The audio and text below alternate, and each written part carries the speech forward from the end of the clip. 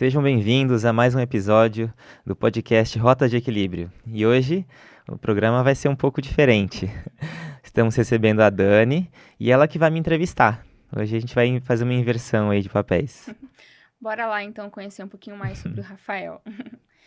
Rafa, começando do começo da sua carreira mesmo. Por que medicina veterinária? Boa pergunta. Na verdade, o desejo em fazer medicina veterinária e me tornar médico veterinário surgiu da experiência que eu tive na infância. Meu pai, ele comprou uma fazenda e eu tinha 12 anos de idade. E a partir dali a gente começou a todo final de semana ir para lá, inclusive passar as férias também. E lá eu tive contato com gado, cavalo, ovelhas, né? Muitos animais aí da fazenda. E meu pai ele era produtor de leite, também uma época ele teve gado de corte, era produtor rural. Então eu gostei muito da atividade, todo final de semana eu ia. Com o passar do tempo, meus irmãos foram perdendo um pouquinho já aquele interesse, né, que Uhum. tem no início, mas eu continuei. Então todas as férias eu passava as férias lá. Às vezes meu pai me levava final de semana, me deixava lá. E eu ficava, sozinho, inclusive, na adolescência. E quando chegou a época do vestibular, foi interessante porque meu pai falou: Olha, eu gostaria que você fizesse medicina, mas eu sei também que você gosta muito da área veterinária, então, né, é a sua vida, né, você Uhum. escolhe. E eu lembro que eu escolhi a veterinária por dois motivos. Um, porque eu gostava muito mesmo, já tinha muita prática, né, com os animais. Mas a segunda era porque eu não gostava de lidar com pessoas. E eu falava que eu preferia lidar com os animais, Não né? fala, né? Não reclama. Exatamente. Mas a gente sabe que não é bem assim, né? Uhum. No final das contas, a gente tem que conversar e lidar com as pessoas todos os dias, né? Mas naquela época era a minha visão. Uhum. E aí eu prestei vestibular, tinha até passado para medicina em Minas, numa universidade particular. Aí eu optei por não fazer. E no ano seguinte eu passei em veterinária em Londrina, que aí foi onde eu conheci também a Roberta. Então a minha escolha Entendi. foi dessa forma. E logo que você saiu da faculdade, como que foi sua experiência na medicina veterinária? Você fazia trabalhos assim, às vezes para o seu pai, ou você já ingressou numa carreira em uma empresa? Assim que eu saí da faculdade, como eu já tinha experiência desde a infância, então na faculdade eu direcionei muito a, os cursos e aprendizado para a área de grandes animais, focado em bovinos mesmo. Então eu gostava de trabalhar com gado de leite, gado de corte, né? E então eu comecei a buscar atuar nessa área assim que eu saí. Trabalhei um pouco com o meu pai, assim que eu me formei, porque eu quis fazer pós-graduação e ele falou então para eu ficar lá tomando conta da fazenda e trabalhando, né, em outras atividades que eu quisesse, e ele me ajudaria com a pós. E aí eu me especializei em reprodução, produção e reprodução de bovinos, que realmente é a área que eu mais gostava, né, de atuar. Então, a partir dali, eu comecei a trabalhar com ele, mas eu sempre gostei de gestão, de organizar a estrutura, de ver essa questão de custo, de trabalhar melhor em cima de produtividade.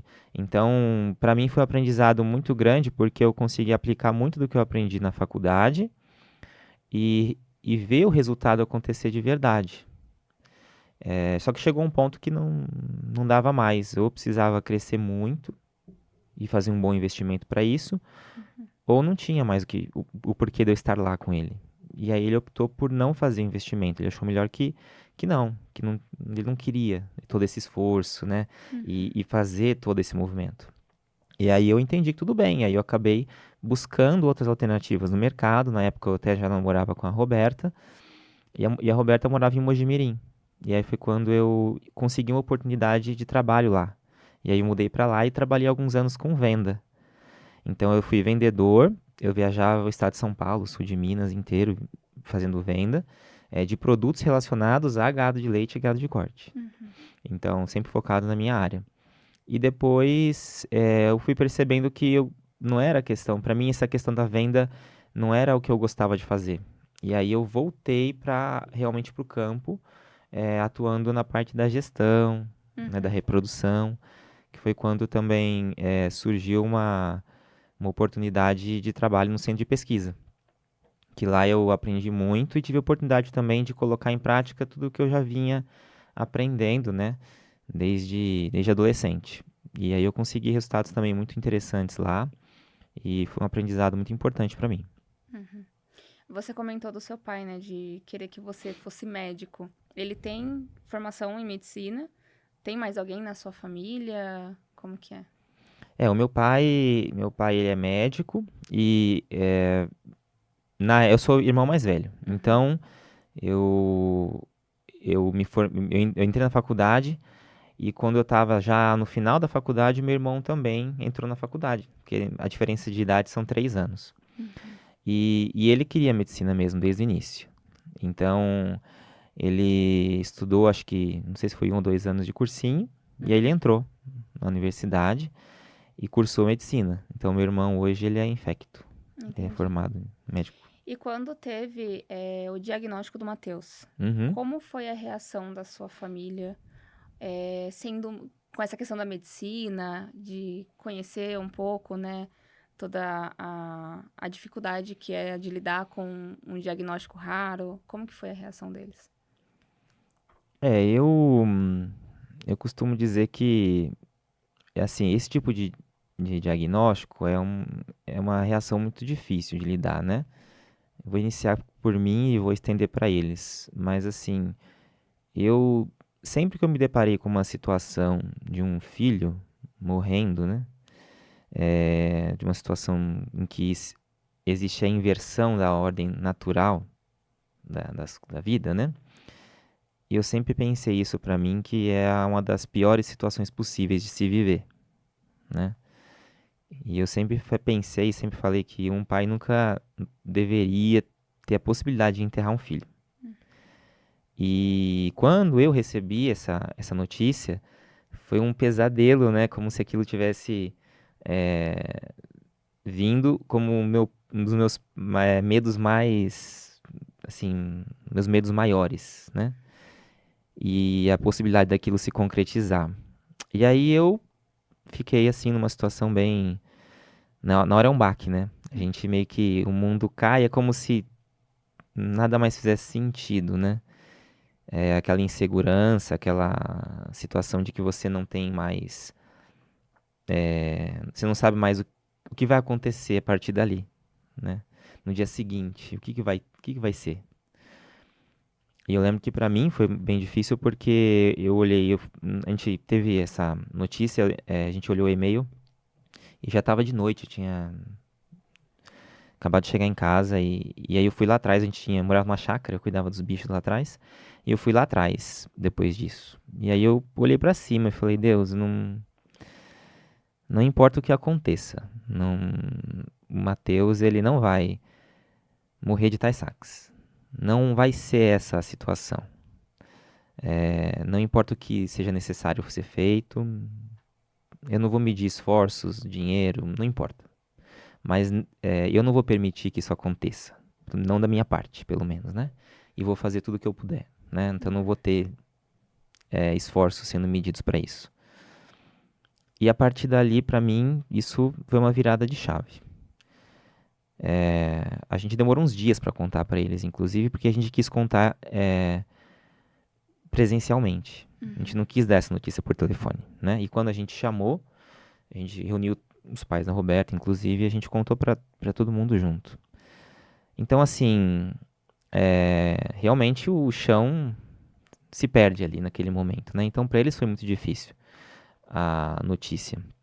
E a partir dali iniciou-se um movimento. Qual era o movimento? De buscar todas as informações possíveis e tudo que existia de possibilidade.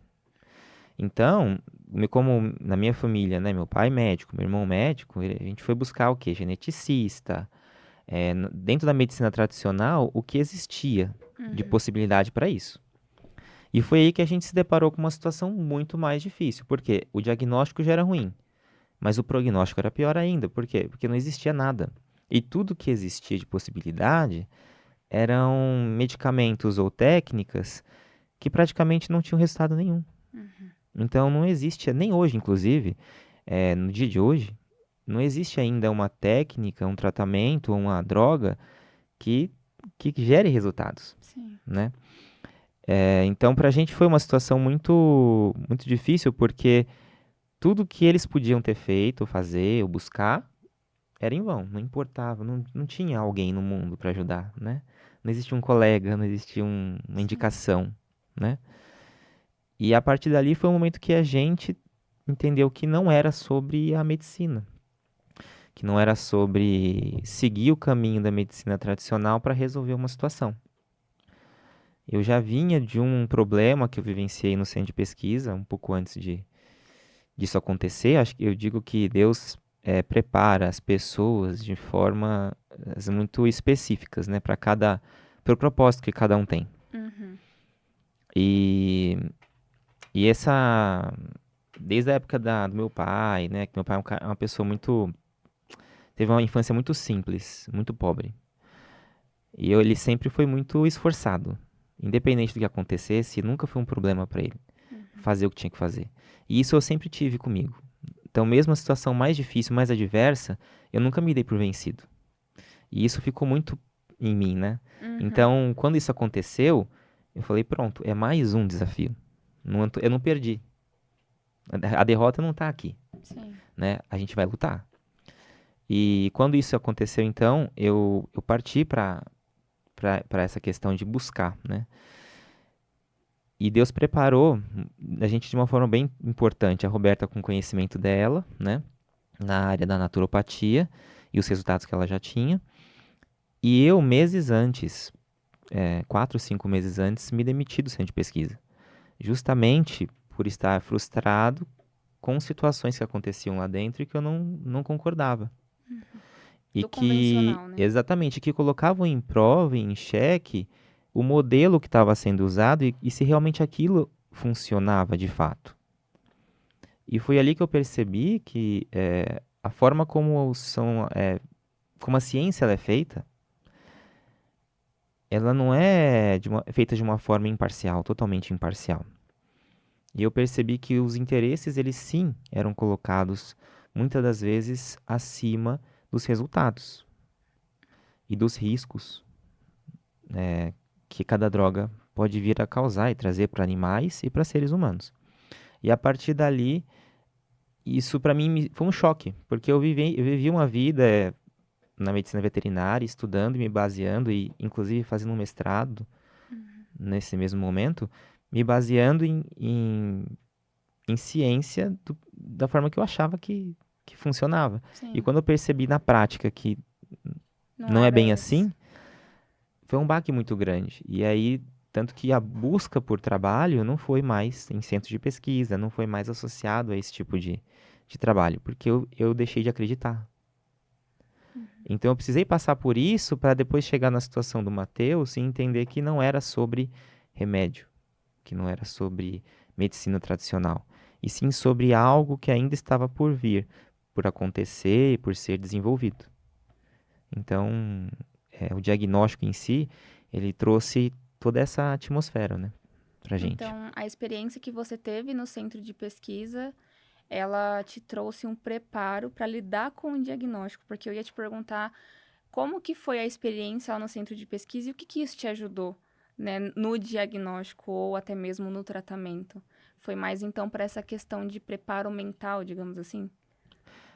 Foi um local que eu sofri muita pressão, Uhum. eu trabalhei em cargos mais altos também, eu tive um crescimento dentro da empresa, e a partir dali a pressão por resultado, e a gente, quando eu conduzi estudos em nível mundial e que os representantes vinham de outros países, inclusive, para acompanhar o que eu fazia, então eu fui muito pressionado por resultado.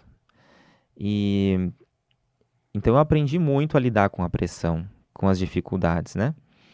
E consegui aplicar tudo que eu conhecia de gestão e eu melhorei muito nisso. E assim, diante dessa situação, o que aconteceu? Eu me vi botando em xeque tudo que eu acreditava que era realmente algo que funcionava. E quando eu percebi que a gente precisou, muitas das vezes, repetir estudos com o mesmo princípio ativo para conseguir que aquele resultado acontecesse, é como se a gente estivesse moldando a forma de analisar para que o resultado desse certo. Uhum. Mas a gente tem que entender que o resultado ele tem que acontecer naturalmente. Não é uma coisa que eu tenho que criar uma atmosfera para isso. Uhum. Porque se eu criei uma condição ideal para isso, lá fora o mundo não é desse jeito. Exato. E aí vai dar certo? É, a mesma coisa, a mesma questão também que a gente tem que levar em consideração é sobre os eventos adversos, os efeitos colaterais, Uhum. em que eu me deparei com situações também muito difíceis de da gente ter muitos eventos adversos, muitos problemas com drogas, determinadas drogas, e que existia uma pressão muito grande para que eu não fosse tão detalhista ou não tão pesado, digamos assim, do ponto de vista negativo, na hora de relatar isso. Uhum. Para que não houvesse um problema lá na frente, na hora da liberação do produto para o mercado. Tem todo um contexto, né? Então, se eu não posso ser imparcial e colocar, muitas das vezes, a minha consideração isento de pressão e de qualquer questão, porque realmente eu estou ali conduzindo, eu estou vendo, eu estou avaliando, Uhum. e não tem interesse comercial nisso, então qual é a validade que realmente tem tudo isso, Até né? aproveitando, as pessoas, elas às vezes se assustam, são acostumadas a viver da indústria farmacêutica, né? A ir na esquina comprar um remédio para dor de cabeça, para isso, para aquilo. E quando elas acabam se dando conta do que tá na bula, elas se assustam com aqueles efeitos adversos. Aquilo que tá escrito ali é real? É muito mais que aquilo? Ou é muito menos? Como que funciona Não, se isso? está escrito, é real. Uhum, Eles não iam colocar nada que prejudicasse o produto deles, uhum, além, né? Mas existe grande possibilidade de não ser só aquilo. Como já foi relatado também várias outras drogas, aconteceu ao longo de anos após a liberação, uhum. de ser comprovado que existiam outros problemas, outras situações negativas que aconteciam por conta da administração daquela droga e que depois teve que haver uma retratação e às vezes colocar isso na bula ou até o produto sair de mercado. Nossa. Porque não foi observado, porque às vezes o estudo não foi bem delineado, ou o tempo de estudo não foi o bastante para enxergar aquela alteração. Uhum, Então, é sempre daquilo para mais e nunca para menos. entendi. Aquilo ali realmente, aquilo ali existe. Mas isso não quer dizer que outros efeitos também não possam estar associados e que naquele momento não foi observado. Entendi. Então, é uma questão importante a se levar em consideração. E quando a gente vai olhar a bula, a maior parte da bula é o quê? São os efeitos Os colaterais. efeitos. E quando a gente questiona sobre a necessidade do uso de muitos medicamentos, de combinações, eh, e a gente começa a falar que o paciente às vezes está passando por uma situação que é uma alteração de saúde por conta dos efeitos dos remédios, e muitas das vezes nem é a doença inicial, a alteração inicial que ele teve, as pessoas questionam. Mas é só olhar a bula. Se está escrito, por que que elas duvidam? A informação tá ali, né? Já está ali, Uhum, exatamente.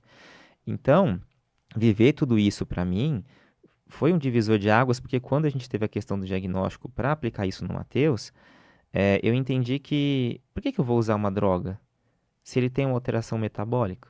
uhum. Se ele já tem um sistema que não funcionava bem, e aí eu vou sobrecarregar mais ainda com outras situações, outras reações químicas, outras questões que eu não tenho essa necessidade. Se eu posso ter uma via natural, por que que eu vou usar essa via? E foi ali que começou um despertar de consciência para a gente, de buscar alternativas que não causassem esse tipo de reação para ele. Uhum. Porque o que a gente mais via nas outras crianças, com a mesma alteração genética, é que começava a tomar qualquer tipo de medicação, as crianças pioravam muito, acelerava Nossa. muito a velocidade da doença. Por isso que pela medicina convencional não tinha o que fazer, porque às vezes acabava piorando, né? Por conta disso. Exato. E agora a gente fala isso com a propriedade que a gente tem, e eu falo isso com total tranquilidade e desafio até muitos médicos que tenham tratado crianças com Tay-Sachs, porque provavelmente eles viram menos crianças do que nós e Uhum. acompanharam menos, que boa parte do que eles acreditam que são sintomas e manifestação da doença de Tay-Sachs, por exemplo, a velocidade não se dá pela doença, e sim pelas reações e os efeitos colaterais das medicações. Nossa.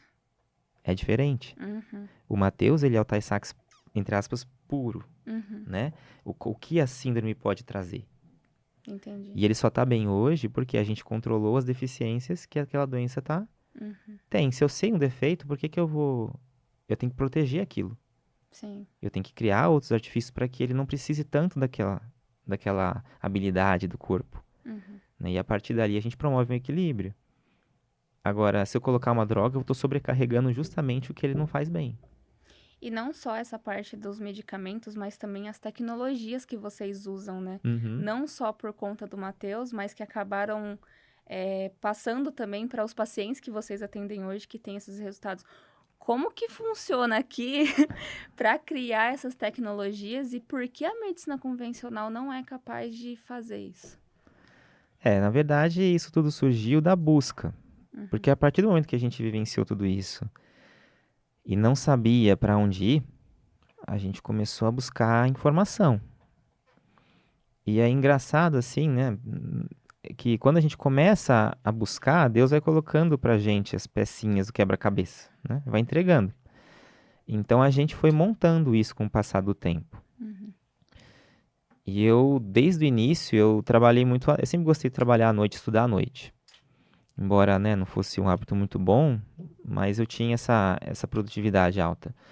Então eu comecei a fazer o quê? Eu comecei principalmente no início, né, no pós-diagnóstico, aquele desespero, aquela busca, eu estudei muito à noite. Então eu virava madrugadas, às vezes, buscando informação. E é muito interessante porque as pesquisas eram muito aleatórias. E aí de uma coisa eu ia para outra, para outra. Às vezes eu iniciava num tema num dia e terminava naquele dia numa coisa totalmente nada a ver do que eu tinha iniciado, mas que fazia sentido. E aí eu fui guardando essas informações, fui estudando, fui buscando, e a Roberta também da mesma forma, e a gente foi montando esse quebra-cabeça, foi entendendo. E a partir dali começou a surgir as possibilidades que a gente foi aproveitando de tratamento para ele. Profissionais, cursos, tecnologias. Uhum. E a partir dessas tecnologias que a gente aprendeu a usar, que a gente usou no Mateus e comprovou o resultado, foi que a gente começou a desenvolver também a nossa forma de tratar os pacientes na Conceito Vida. Então esse conhecimento ele foi construído a partir de milhares de horas, muitas das vezes de sono, que não foram Dedicação, de experiência. dedicação. Eu lembro que eu viajava muito com o Matheus, eu levava muito o Matheus nas terapias, e eram em outras cidades. Então a gente tinha uma rotina muito puxada no início. Praticamente eu viajava quase todos os dias. Então eu fazia o quê? Eu lia PDFs em áudio enquanto eu estava dirigindo. Uhum. Então eu não perdia muito meu tempo, eu aproveitava todo o tempo que eu tinha disponível para aprender coisas novas. E o que a gente vive hoje, então, de possibilidades, de tecnologia, de criatividade, eu digo que foi Deus colocando para a gente essas informações e a gente assimilando e colocando em prática Uhum. tudo isso para o Mateus e agora com essa oportunidade de colocar também em prática para os pacientes. Hoje você fica mais ali na parte da criação, de fazer os exames, mais no backstage. Mas como que foi para você essa transição da veterinária para o atendimento humano? Porque você chegou a atender também, né? Sim. Então, como que foi essa transição para você?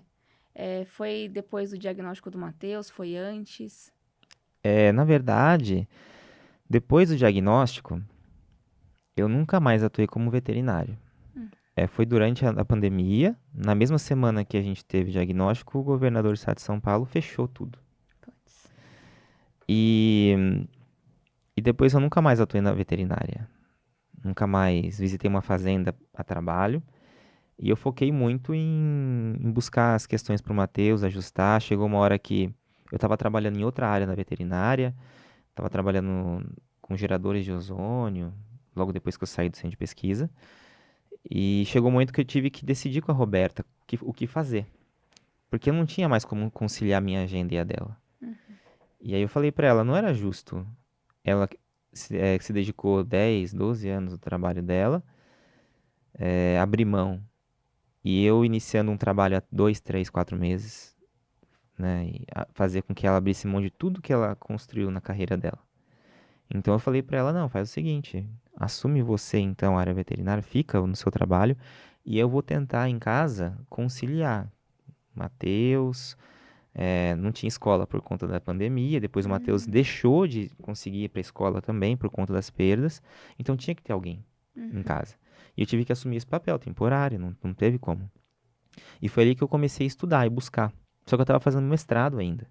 Eu terminei o meu Nossa. mestrado naquele ano da pandemia mesmo, no primeiro ano que a gente teve o diagnóstico do Matheus. E era engraçado porque para mim não fazia mais sentido. Eu falei, nossa, vou pegar um diploma que talvez eu nem use, ou que para mim hoje não faz diferença. Mas eu falei, Deus não coloca as coisas à toa. Um dia eu ainda vou conseguir fazer pesquisa, só que uma pesquisa correta de uma Uhum. forma diferente, né? Então esse momento ainda vai chegar. Mas a partir dali que a gente começou então a, a conseguir ter resultados com essas técnicas. A gente começou a experimentar e ter resultado.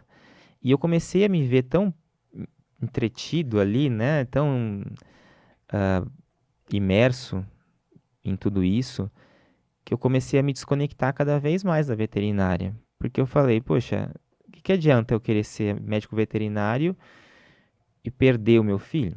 Uhum. Então, se eu tiver que investir meu tempo e minha carreira, mudar de carreira, eu não vou medir esforços. Que diferença faz ser veterinário? Eu posso ser outra coisa. Uhum. Eu gostava de tantas coisas, sempre gostei. Então, eu me enxerguei nesse outro meio. Eu sempre fui curioso, sempre gostei de estudar. Então, para mim, não foi difícil aprender. Não pela Uhum. dificuldade dos temas, que tem muita coisa realmente que é complexa, mas eu sempre gostei de aprender coisas novas. Então, eu fiz o quê? Fui aprendendo. E aí eu comecei a me ver muito mais como terapeuta do que como propriamente médico veterinário. E chegou um momento que eu decidi que eu não voltaria mais para veterinária. Eu demorei quase um ano, pelo menos um ano, vai, Uhum. do diagnóstico do Matheus, para realmente eu colocar a última pá de cal, assim, digamos, né? Uhum. Tipo assim, não serei mais veterinário de trabalhar em fazendas com reprodução. Sim. Então eu decidi isso. Não foi tão difícil, foi um processo. Uhum. Porque o Rafael que eu me transformei ao longo daquele primeiro ano já não era o mesmo. E eu já não fazia, a veterinária já não fazia mais sentido para mim. Nossa, que forte, né?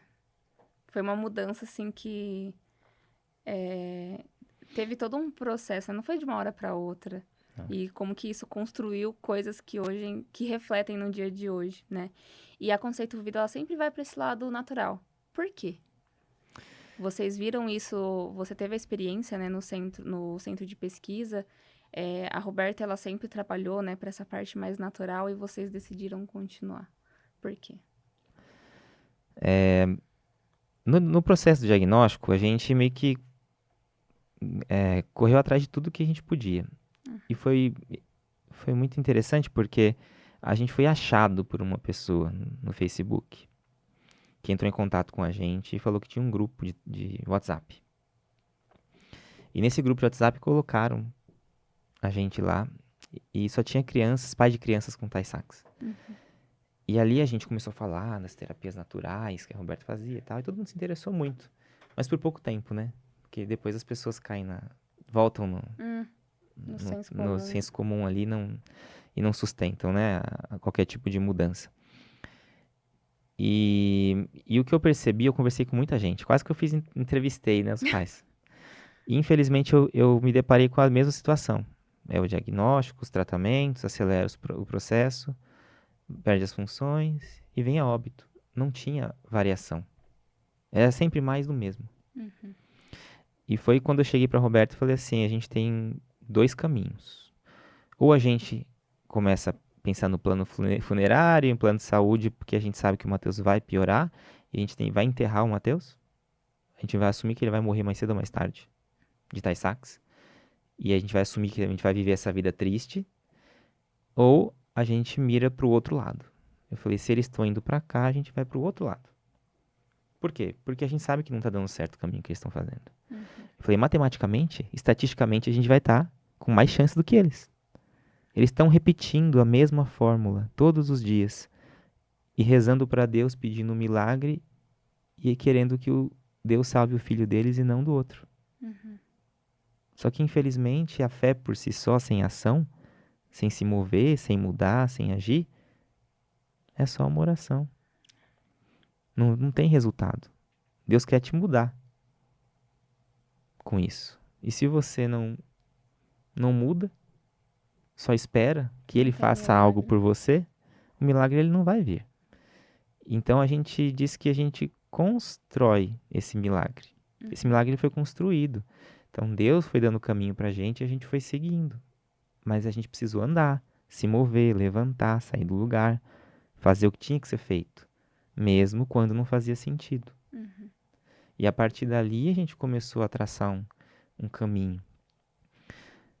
E eu digo muito que quando a gente enxergou isso, foi quando a Conceito Vida tomou até mais forma, porque a Roberta já vinha com a Conceito Vida num tratamento natural, mas era mais na área veterinária, não era tanto na área humana. E com esse conhecimento todo que a gente foi aplicando no Mateus e foi vivendo isso, e eu fui fazendo a gestão do Mateus como um estudo, Uhum. né, que a gente perguntou lá atrás, né, sobre a questão Sim. do centro de pesquisa, o Mateus virou um estudo. Inclusive, a gente tem até hoje parâmetros que a gente mede no Mateus até para avaliar como ele está ou não. Então, esses resultados que foram positivos para o Mateus, que ensinaram a gente qual seria a melhor metodologia para se aplicar na Conceito Vida. E o que a gente percebeu é que a gente consegue obter resultados extraordinários, muitas das vezes não vistos na medicina tradicional, justamente porque a gente não usa as mesmas ferramentas, Uhum. né? Eu vi uma frase do Dr. Lair esses dias, eu já tinha escutado, mas para mim foi talvez um momento melhor de ouvir, né? Que ele fala assim, que muitas das vezes o médico ele só enxerga o remédio porque assim, a ferramenta dele é o martelo. Então todo problema para ele é um prego. Nossa. Se for diferente, ele não vai enxergar diferente porque ele só vê aquilo. Uhum. Então, infelizmente, a medicina tradicional ela está presa nesse conceito. É um problema conceitual de ser o mais especialista possível. Mas o corpo ele não é feito por uma parte. Se eu tirar seu coração, você morreu. O que adianta ser só cardiologista? Esquecer que existe um rim, um fígado, um cérebro. Pois é. Não faz sentido. Uhum. Então é o caminho que ele é importante para algumas situações. Você vai fazer uma cirurgia, você tem que ser um especialista daquela área. Mas tirando essas condições, não faz sentido. Você começa daqui a pouco a ter que ser atendido por uma junta médica. Exato. Porque eu tô com estômago ruim, eu tenho dor na coluna, eu tô... Aí você tem que ter 3, 4 médicos? Qual é a lógica? Um não conversa com o outro, um atrapalha o outro. Então foi quando a gente começou a se deparar com todas essas dificuldades e vendo que isso não faz sentido. Foi quando esse conceito foi criado. E a partir dali a gente começou a enxergar os pacientes de uma forma holística, de uma forma completa, ampla. E é por isso que na Conceito Vida a gente não usa medicamentos, porque a gente sabe que não é necessário. A menos que seja uma condição muito específica, Uhum. algo muito específico. É uma cirurgia, por exemplo, você vai adiar, às vezes sofreu um acidente de carro, você precisa de um procedimento. Então existem momentos que a tecnologia que a medicina tem, ela é importante. O grande problema é que eles querem aplicar isso para 99% das vezes. Você tira o remédio do médico, ele não sabe fazer nada pelo paciente hoje. Ele não sabe. E essas tecnologias, né? Essa inovação que você fez, a criação de todo esse contexto, de todo esse exame, ele possibilita você enxergar o paciente como um todo. Como que é esse processo? É uma junção de vários exames? É um exame só? Como que foi feito isso? O que a gente percebeu? A gente investiu muito em tecnologia, em cursos, né? E a grande dificuldade que a gente começou a ter, Em casa com o Matheus não havia dificuldade, porque a gente investia tempo e fazia as coisas para ele. Mas quando a gente começou a fazer atendimento na área humana, como terapeuta, a gente começou a perceber que não tinha tempo. Aí uma consulta demorava 4 horas, 6 horas. Aí Nossa. você atende quantos pacientes num dia? Um? Dois? Se eu quero ajudar mais pessoas, eu tenho que melhorar isso, né?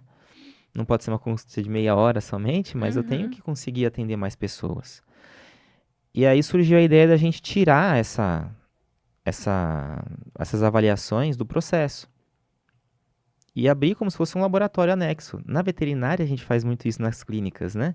Tem sempre lá a área do laboratório. Então, eles Uhum. contratam lá uma pessoa especialista e ela vai fazer a parte hematológica lá. Então, não é o veterinário que vai colher o sangue, que vai colocar na máquina. Ele tem um É setor verdade. lá dentro. Então, ele colocou um laboratório dentro. Então, a gente fez algo semelhante. E quando a gente fez esse movimento, a gente começou a trabalhar como se fosse um laboratório. Então, a gente recebe a amostra, a gente passa essa amostra do paciente por vários equipamentos diferentes e a gente cria um relatório próprio para que a gente conseguisse ter nesse relatório as informações que são relevantes para a gente no tratamento. Então, o que a gente quer saber do paciente? O que é importante saber? Tá ali. E cada vez a gente foi melhorando, né? Existem várias, já foram 4 ou 5 versões. Nossa. Então a gente vai melhorando, né, o exame com o passar do tempo, acrescentando novas informações, melhorando, deixando o exame mais preciso. Então, a ideia dessa combinação de tecnologias é justamente trazer para o profissional da área da saúde que está usando esse exame informações que um equipamento tradicional não é capaz de trazer. Porque hoje a medicina tradicional está baseada no nível molecular ou celular. E a gente trabalha com biofísica, então a gente trabalha no nível atômico. O átomo é a base de tudo. Então o átomo prediz uma alteração molecular e prediz uma alteração celular, vem antes. Uhum. Então, se eu vejo uma alteração no átomo, eu consigo entender que existe uma tendência daquele paciente a se tornar doente. E você consegue identificar essas doenças? Ele mostra quais doenças são? Por frequências, sim, a gente consegue traçar um caminho que aquele paciente pode vir Hum. a fazer nos próximos anos. Eu digo que Caramba. como se fosse um sonar de um navio. Você tem ali um mapeamento, tem todas as rochas, os obstáculos. Uhum. A gente fala, ó, esse obstáculo aqui chama câncer, por exemplo, isso aqui chama diabetes. Você vai continuar na mesma rota? Você vai colidir. Uhum. Você quer bater ou você quer desviar? Para você desviar, a proposta de tratamento é essa. Então a gente consegue fazer o quê? O exame é como se fosse um radar. Ele vai mostrando pra gente, ó, o corpo tá assim, a situação é essa, o local é esse, estamos nesse Uhum. lugar. E estamos indo para aquela localidade. Só que aquela localidade você vai encontrar isso. É o que Uhum. você quer ver? Você quer buscar aquilo que está escrito ali? Não, eu não quero. Então vamos agir. E aí as Caramba. pessoas têm que mudar o quê? A rotina, a alimentação, os hábitos, para que ela mude a rota. Uhum. E na mudança de rota, ela vai sair da rota da doença para a rota da saúde. Então, tem várias coisas que ele avalia. É possível que outros profissionais usem isso? Então, por exemplo, se um dentista quiser te procurar para fazer esse exame no laboratório dele, no consultório dele, ele consegue isso? Sim, hoje a gente consegue receber amostras do Brasil todo Uhum. e até de outros países. Dependendo da forma de Caramba. envio, a gente consegue receber. Então, a gente tem pacientes, né, de outros países também, e os profissionais que têm interesse e entram em contato com a gente fecha parcerias com eles e eles mandam para a gente as amostras dos pacientes deles. Uhum. Então, a gente recebe, geralmente em até 5 dias úteis, 7 dias úteis, a gente já consegue entregar o resultado para ele de volta com todas essas informações. Pode ser um dentista biológico, Uhum. pode ser um nutricionista, um médico, que também Uhum. trabalha na área integrativa e já conheça e entenda um pouco mais sobre essas possibilidades, pode ser um terapeuta holístico. Então, profissionais da área da saúde integrativa, eles têm total possibilidade e conhecimento para utilizar as informações que o exame é capaz de entregar para eles.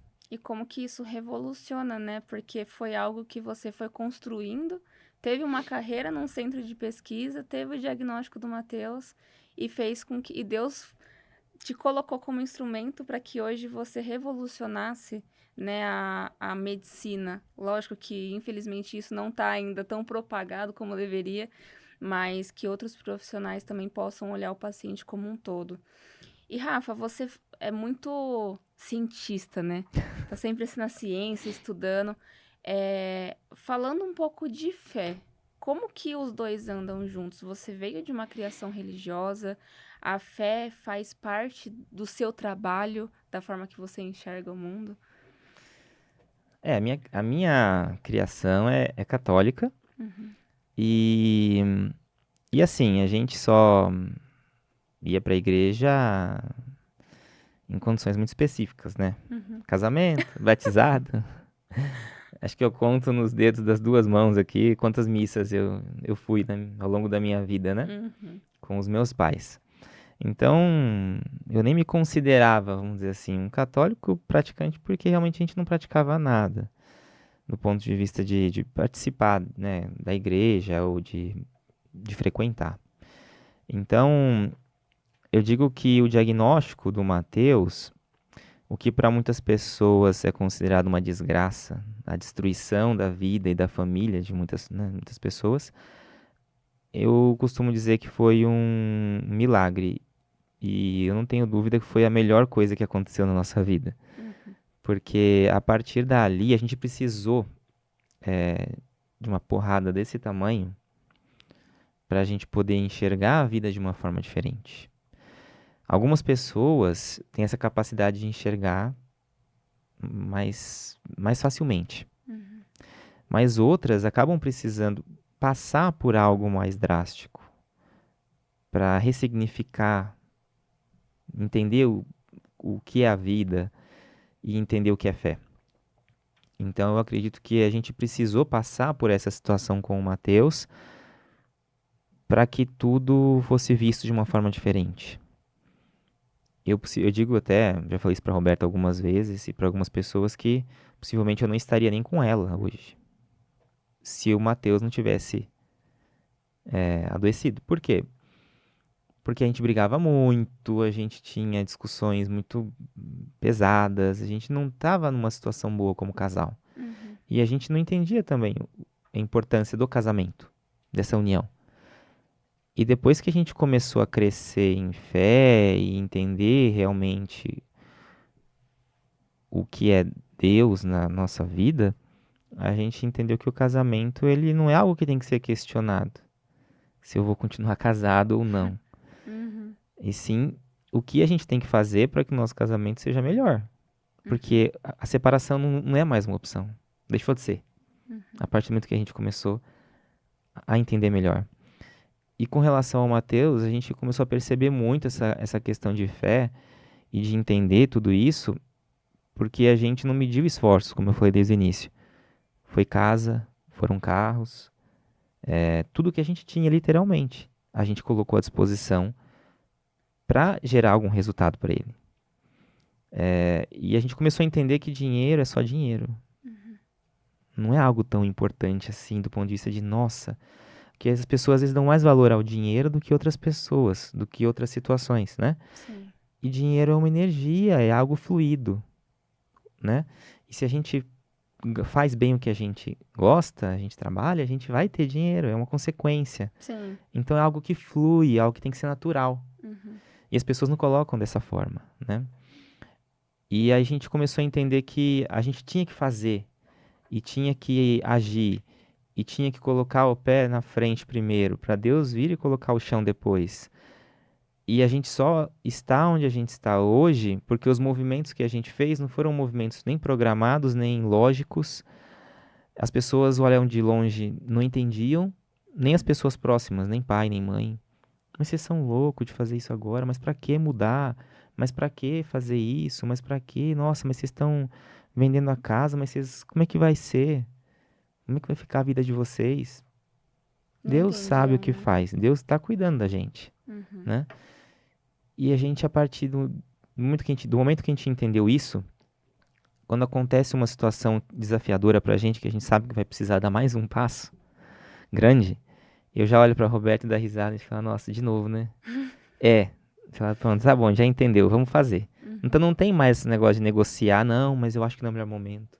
Não, mas a gente não tem dinheiro em conta. Não, mas não planejamos isso. A gente, quando quer tomar à frente de tudo isso, a gente quer fazer o papel de Deus. Uhum. Deus faz as coisas e a gente só tem que executar o que ele está pedindo. Então a nossa preocupação hoje é de se conectar com ele e fazer o que ele está pedindo para a gente fazer. Então a gente está preocupado em ouvir e executar. A gente não está preocupado em mandar nas circunstâncias. Não, as pessoas falam, não, porque minha conta bancária não dá. Não, mas eu não planejei isso. Não, mas não, agora não é assim. Deus está falando, vai, faz.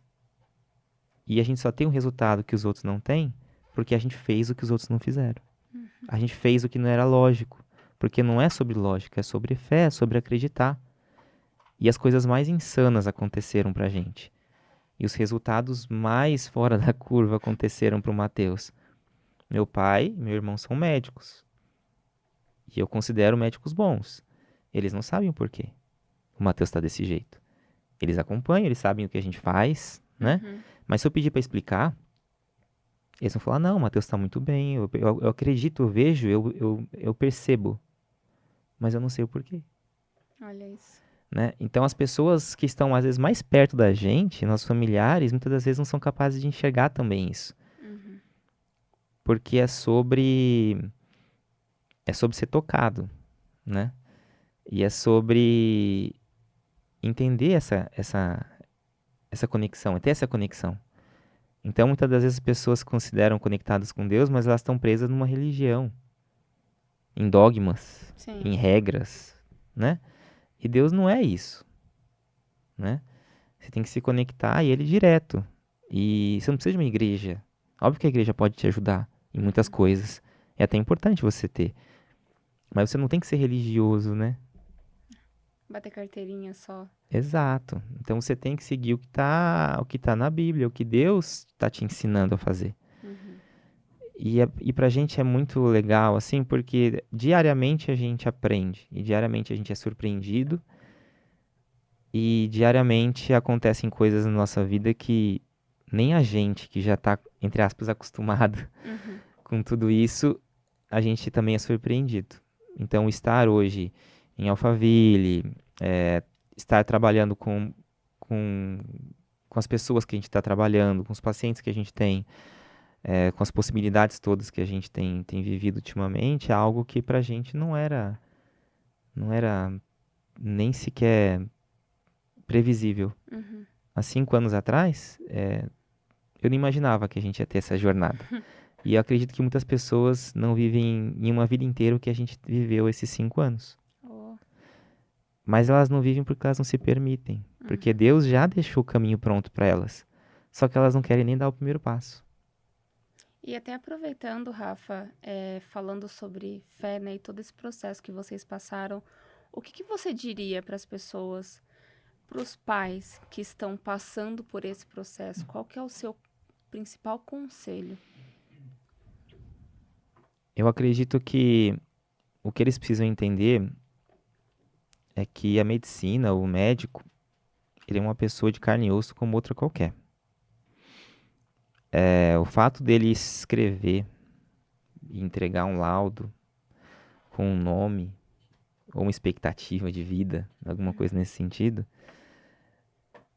aquilo ali não é uma verdade absoluta. E o que eu percebo muito são famílias que se destroem e que se perdem porque elas são incapazes de contestar o que elas receberam de informação de uma pessoa. E, e elas não entendem que existe um Deus que é muito maior que isso. Uhum. E que uma pessoa e um médico e um laudo é só um pedaço de papel. E aquilo ali não tem validade alguma perante Deus. Deus pode fazer o que ele quiser. Só que você só vai alcançar algo diferente na sua vida, na vida do seu filho, se você iniciar uma mudança dentro de você mesmo. Porque o que Deus quer com aquilo? Deus quer que você se destrua, que a sua vida se destrua, que a sua casa se destrua, a sua família seja destruída? Não. Ele está te levando numa situação extrema porque ele quer que você cresça. E as pessoas preferem sofrer todos os dias da vida dela a, a crescer, a querer realmente arriscar algo e fazer acontecer. Elas se prendem num papel que uma pessoa escreveu e não são capazes de acreditar que Deus pode fazer algo a mais por elas e que aquilo ali pode estar errado. Às vezes a pessoa fez o melhor que ela podia, mas ela pode ter errado. O equipamento pode ter falhado. E às vezes as pessoas morrem por diagnósticos errados, inclusive. Porque elas assimilam aquela informação para elas e elas criam aquilo no corpo delas também. Então é muito importante que esses pais, eles entendam que o resultado e o que eles vão viver depende deles e da conexão deles com Deus e mais ninguém. É só sobre isso. Não é sobre o profissional. Não importa se for o melhor médico do mundo naquela área. Não faz diferença. Não é sobre isso.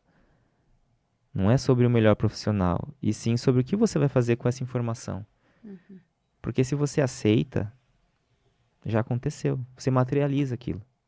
Agora, se você não aceita igual a gente e busca informação e corre atrás, Deus vai abrir uma avenida para você passar. E você vai encontrar as pessoas certas. Ele vai te apresentar as pessoas certas. Há 5 anos atrás eu viajava escutando vídeos, porque eu não estava podendo ver, escutava vídeos do Dr. Lai Ribeiro, falando sobre saúde, e que eu apliquei para a saúde do Mateus. Né? E há poucos meses atrás eu tive a oportunidade de estar sentado na mesma mesa que ele, apresentando o resultado do exame que a gente desenvolveu para ele. Então, o mundo ele dá voltas. E essas voltas, às vezes, elas são mais rápidas do que a gente imagina. Às vezes a gente está no fundo do poço e acha que não é mais possível voltar. Mas Deus tem a possibilidade de amanhã, muitas das vezes, te colocar numa outra situação inusitada e te catapultar para uma outra condição que muitas das vezes as pessoas lutam a vida inteira para alcançar e não conseguem. Muitas das vezes o mérito não é da pessoa, e sim é porque Deus quis que ela estivesse ali, porque o propósito dela era estar lá. Então o que Deus tem de propósito para a vida desses pais? O que eles têm que entender é que esse desafio só está sendo dado para eles, e é um desafio grande, porque eles têm algo a mais para entregar.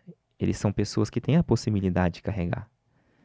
Só que muitas das vezes eles fraquejam e acabam permitindo que isso destrua a vida deles.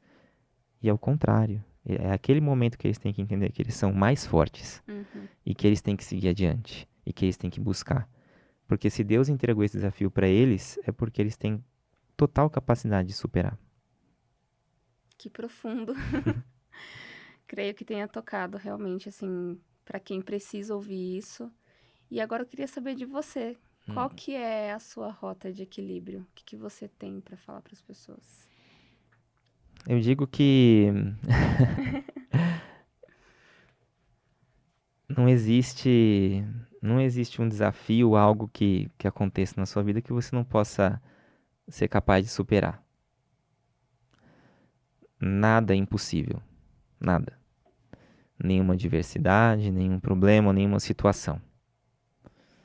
E que a solução, ela tá sempre dentro da gente, né? Na conexão que a gente tem com Deus. Não é sobre o ambiente, o meio externo. Porque se você entende que se conecta com Deus e entende que você é capaz disso, ele vai te tirar dali se ali não for o ambiente certo e vai te projetar para um outro ambiente, para um outro lugar favorável, né? E é o que aconteceu com a gente. A gente saiu de ambientes que não estavam nos ajudando. E hoje a gente está num ambiente muito melhor para ajudar a gente nas questões que a gente precisa. Então, não existe uma situação ruim, não existe um problema, não existe uma dificuldade que não possa ser resolvida.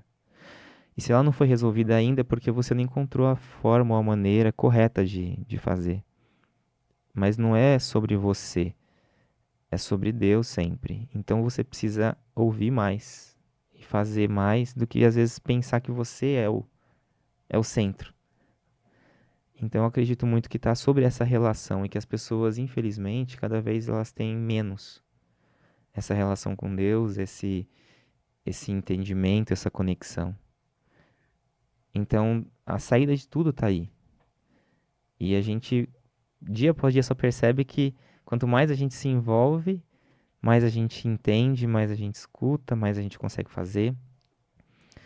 Então, é isso. Na vida não tem desafio difícil o bastante. E se tá difícil agora é porque você não cresceu ainda o bastante para superar aquilo. Mas se tá na sua frente é porque você tem que lidar. Então você tem que crescer, tem que aprender. E Deus quer que você evolua. Então ele tá te colocando em situações que é para você Crescer. crescer e evoluir. É sobre te transformar em algo melhor, tá te forjando para que você seja algo melhor, para quando ele vai te dar uma outra situação positiva, mas você tem que ser melhor. Ele não vai te entregar algo grande se você é um menino. Ele quer que você vire um homem. E às vezes a pessoa passa a vida inteira sendo um menino e não alcança o que ele tinha que alcançar, mas tava ali o tempo inteiro. Só que não dependia. Deus já deu. Uhum. Só que a pessoa não cresceu. Então está sobre crescimento, sobre ouvir, entender, se tornar mais maduro, evoluir. Ninguém é perfeito. Eu tô longe disso. Eu erro todos os dias. Mas está em assumir, em entender e buscar crescer. É só sobre isso. Caramba! Então, é isso. Finalizamos mais um episódio. Eu agradeço pela oportunidade de aprender um pouquinho mais sobre a sua história, sobre todo esse conhecimento. Para quem não sabe, lá na Conceito Vida, o Rafa é o nosso cérebro. Então, cada conversa a gente aprende, a gente entende um pouco mais sobre esse processo que hoje a gente vive e leva para outras pessoas. Então, é só gratidão assim a todos que passam por isso. É isso aí, gratidão, Dani. E até o próximo episódio, pessoal.